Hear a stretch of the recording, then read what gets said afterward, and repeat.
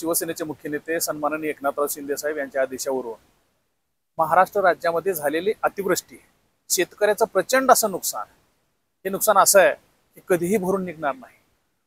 असा पाऊस मी माझ्या आयुष्यात कधी पाहिला नाही।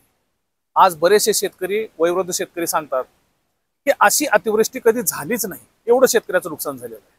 फक्त एवढ्या नुकसानीवर भागलंय का? नाही।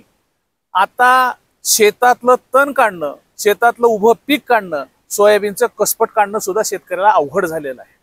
आणि या शेतातून आता आपण परिस्थिती पाहताय, पाणी वाहतंय। हे रान आता जवळपास दिवाळीपर्यंत दुरुस्त करता येत नाही, म्हणजे रबीचं सीझन सुद्धा शेतकऱ्याला घेता येणार नाही अशी परिस्थिती आहे। कदाचित एक 5-10% लोक असतील ज्याकडे पाण्याचं साधन आहे, ते रबीचं कुठेतरी पेरा करतील, काहीतरी उपजीविका भागवण्याचा प्रयत्न करतील। परंतु 90% शेतकरी, या महाराष्ट्रातला शेतकरी, लातूर जिल्ह्यातला शेतकरी, खास करून औसा आणि निलंगा पट्ट्यातले शेतकरी अत्यंत दयनीय अशा अवस्थेत जीवन जगत आहेत।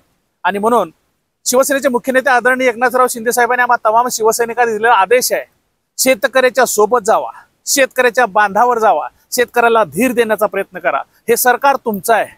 या सरकारमध्ये उपमुख्यमंत्री म्हणून बसणारे एकनाथराव शिंदे साहेब शेतकऱ्याचे कैवारी आहेत हे सांगा, आणि शेतकऱ्याला आम्ही वाऱ्यावर सोडणार नाही। निश्चित स्वरूपाने जमल तेवढी मदत सरकार करणार आहे, परंतु स्वतः एकनाथराव शिंदे साहेब सुद्धा करणार आहेत। राज्याच्या मुख्यमंत्र्यांनी तसा निर्णय घेतलेला आहे। म्हणून मी माझ्या शेतकरी बांधवाला विनंती करतोय, हताश होऊ नका, निसर्गाच्या पुढे आपण हात टेकू नका। होय, निश्चित स्वरूपाने याही कठीण प्रसंगामध्ये आपण मात करूया, मार्ग काढूया। शेतकरी एवढा खरा तर दिलदार कोणीच नाही। हे नुकसान फक्त आणि फक्त शेतकरी सहन करू शकतात, बाकी कोणी सहन करू शकत नाही। आणि म्हणून शेतकऱ्याच्या पाठीमागे शिवसेना ताकदीने उभी आहे।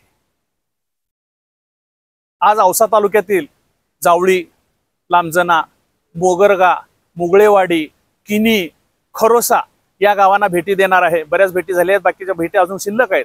उद्यापासून देवणी आणि शिवरामपूर तालुक्यामध्ये मी आहे। संपूर्ण जिल्हा मी स्वतः पिंजून काढणार आहे, फिरून काढणार आहे, आणि सन्माननीय एकनाथराव शिंदे साहेबांकडे हा सदरील अहवाल मी सादर करणार आहे।